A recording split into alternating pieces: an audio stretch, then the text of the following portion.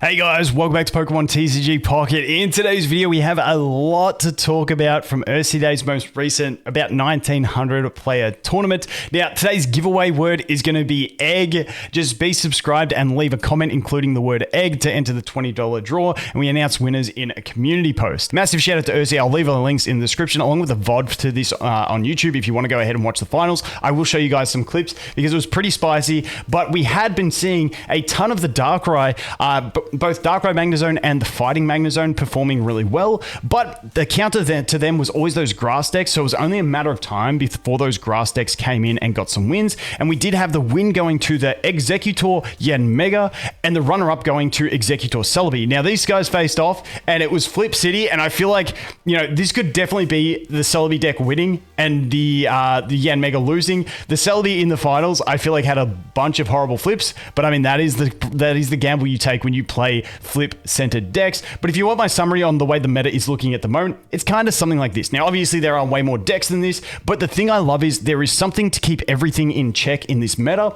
And even though some things may seem super powerful, they always have a counter. And I like a meta where everything gets kept in check by something else. This does also lead to the situation where, you know, your pairings are going to have a big impact on your potential result as well. But I do like it when we do have the situation where there is something to keep everything else in check. Now, like I mentioned, this one ended up winning it, opting for the Yanmega as a great counter to the Darkrai. But I think in general, just the Executor deck in itself is a great counter to the Darkrai's that we have been seeing.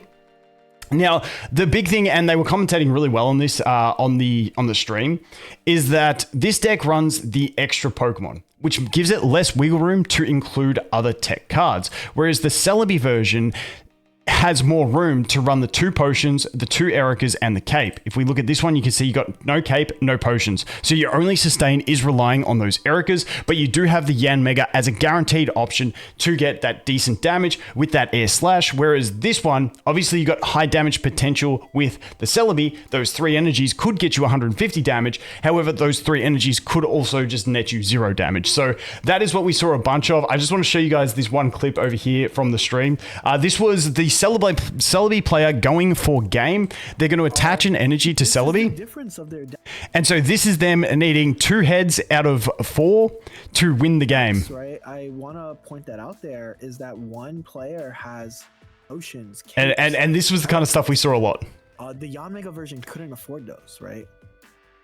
And we're seeing... And there you go. Just the RNG flips. Then there was also another moment at the start of game 3 after they lost that game and got pushed to game 3 where the top player, the Celebi player, had Executor EX on board. The bottom player only had Yanma on board, which has 50 HP. So the Executor just needed to flip 1 heads to win. They flipped the tails and they ended up losing the game. Flip City in general is what it was. But just note, when you are playing those decks, there is chance that you can miss out. But both of these performing really well because of their great matchup against those Darkrai / Magnezone decks that we've been seeing an absolute ton of. So if we jump back over here into the standings, you can see we did have a Palkia Vaporeon coming in next. This one had the different tech of the single copy of Articuno in there, which was also a nice little introduction. But the other thing is, I'll talk about it when we get to Gyarados in a minute and we talk about that. But I want to look at some of the other decks that we had recently, and then I want to look at some spicy ones that we had coming in there as well. So when we take a look at the decks we're used to, we had some differing results. So these are the top 3 Darkrai Magnezone decks we saw, and they were all a little bit different in their Pokemon lineup. You can see the top ranking Darkrai one had the 1 Druddigon and 1 Kangaskhan. The next one had 2 Kangaskhan and no Druddigon, and then the next one had the 2 Druddigon and no Kangaskhan. So there is different, flexibility in this deck that people are trying to experiment with. But once again, once you start getting paired up to some of those, you'll get a lot of mirror matches. The other thing that keeps this deck in check is that the Magnezone Hitmonlee deck has an incredible matchup against it. So, for instance, if we go over here and we take a look at the matchups for this Darkrai EX Magnezone deck, and we look for the meta decks that it was coming up against, you can see Charizard EX Moltres. It had the 55.08. The Hitmonlee version actually had better results, I'm pretty sure, against the Charizard EX, but just coming in on top of that one. Then we look at you can see the Palkia EX. Palkia EX was kind of like felt even against most things. You can see this was a 53%. The Gyarados coming in even against it as well on this one. which was interesting. And then if we scroll down a little bit further, we should go ahead and find it. And you can see that the Hitmonlee Magnezone really kind of checking the Darkrai Magnezone with Darkrai the Darkrai version only winning 36.46%. So we did have the Hitmonlee and also the grass decks keeping in check the Darkrai Magnezone. And I think that's a big reason why the Darkrai Magnezone is going to struggle to get on top, because a lot of people have been playing to counter it. When we look at the metagame in this one, we did see a ton of Charizard at 9.63%. So maybe we get even more Charizards now because of this Executor. But once again, it is a great meta, like I said, where you kind of got this sort of cycle happening where everything keeps everything else in check. But if we go into some of the other decks, so Gyarados, I thought we were going to see Gyarados have a new inclusion because we were seeing a lot of the Hitmonlee and stuff come back. I thought we were going to see Gyarados maybe bring back that cape to protect the Magikarps. I didn't see it in the top finishing Gyarados decks. I didn't look through all of them, obviously. So when we take a look at its matchups and we go to the matchups and the percentage one, you can see that it just had an absolute horrible time if we find the deck. So it was 48% against this, but you can see against the Magnezone Hitmonlees, it was at an 18.6% win rate, meaning it was losing like 81.4% of the time, which is a massive loss rate. So that is where Gyarados, I think, will see some evolution moving forward, but we will have to wait and see. The other big deck that we had was Charizard. Charizard playing pretty standard. This was our top finishing Charizard. The thing to note is often I have been seeing Charizards run like double giant cape. This one is running the double potion and one giant cape, trying to counter that bad matchup that it has against the Magnezone Darkrai, being able to heal up that chip 20 so you can't get dragged in. However, when we look at these Darkrai ones, we are starting to see a bunch more Sabrinas being used in them.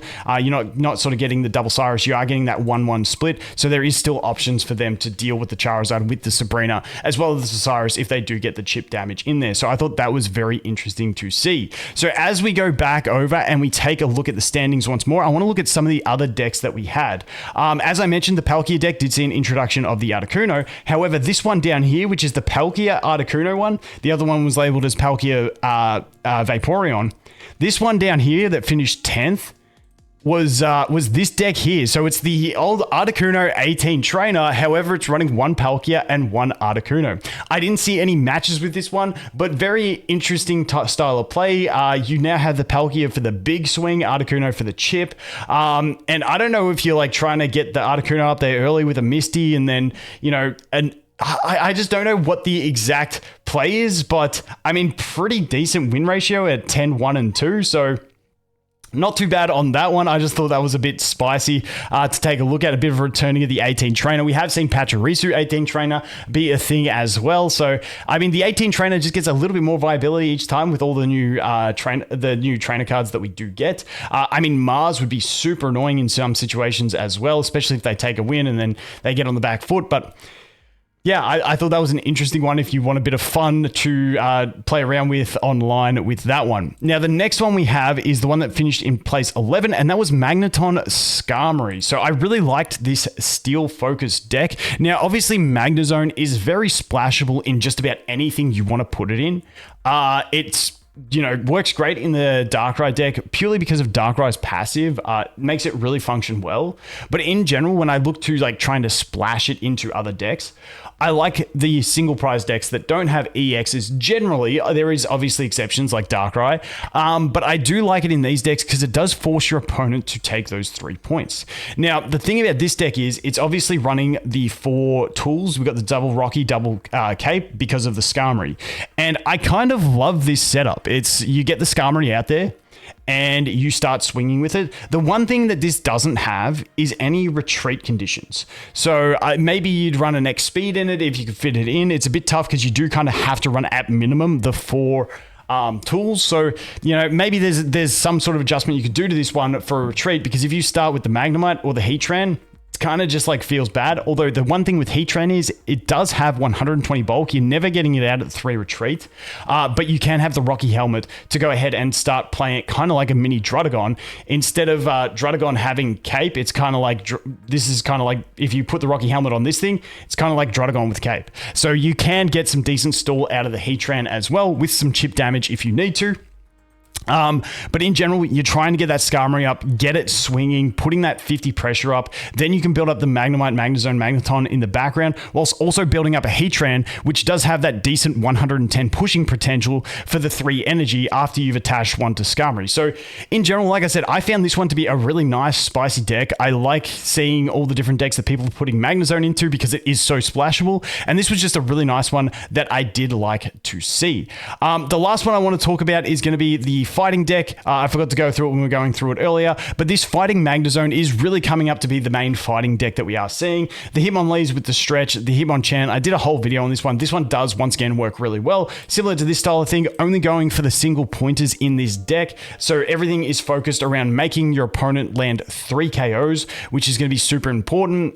You know, there's no chance for them to use the Sabrina, use the Cyrus to go ahead and, you know, get a cheesy kill on a EX to go ahead and get those 2 points. You've really got to melt through it all, and that's what I think is working really well for Magnezone in its splashability. And I'm just absolutely amazed at how much Magnezone decks we are seeing. So this was something interesting when we look at the metagame. And I started looking through decks. I don't know if we'll see them all here. They're very low representation, but you can see we did see a lot of Magnezone. So we got the Magnezone Mew, we got Magnezone Dragonite, and I'm not looking at win rates or anything like that. It was just interesting seeing the tech of a lot of people just trying to put it in there. We got the Magnezone Zapdos, we got the Magnezone Mismagius. It's just so damn splashable that people are putting it with everything. We got the Pachirisu, I guess that does have the electric. We got Magnezone Palkia. We've got Magnezone Marshadow. I guess that's pretty much just the Hitmonlee variant, but maybe a bit different. But yeah, I just found it fun. Magnezone Luxray. It was just fun scrolling through when I was looking at some of the meta matchups and the different stuff. At you know, some of the different decks that we did see, just all running Magnezone. We got Infernape Magnezone. It's just so splashable, Magnezone and Empoleon, that you will see it in a bunch of things. And I think people will keep experimenting and finding some spicy stuff for the Magnezone. But once again, we've only got like 18 days left of this meta, and then we are going to shift into a new pack and everything is going to shake up again. But once again, that was our winning deck, and it is great to see that there is kind of a check for everything in the game at the moment. There's no one deck that just feels overpowered. I am enjoying this meta way better than the Mewtwo meta of previous sets. I think this is a really, really fun meta, and every time we are seeing new decks come in and be very competitive.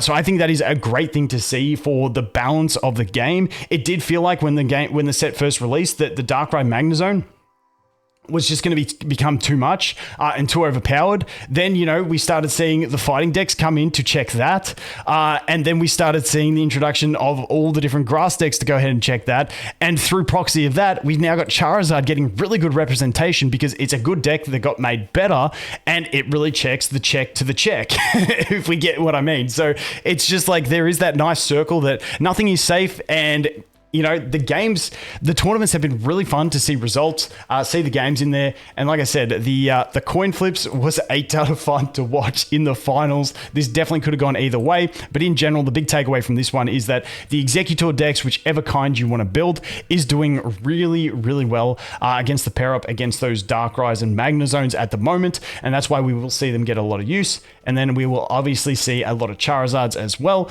because it is going to counter that. And it's very interesting. Then we got all the other decks, the Gyaradoses, the Palkias, that, you know, they're kind of more evenly matched against everything, and they're getting some pretty good matchups, except for the Gyarados against the fighting deck, because those Hitmonlees absolutely just winning games straight off the bat for them over there. But that is going to be it for the roundup. Once again, a massive shout out to Ursii for running these tournaments every week. I will leave all her links in the description as well. And as always, guys, thanks for watching. Hope you have an awesome day, and I look forward to seeing the next one. Cheers.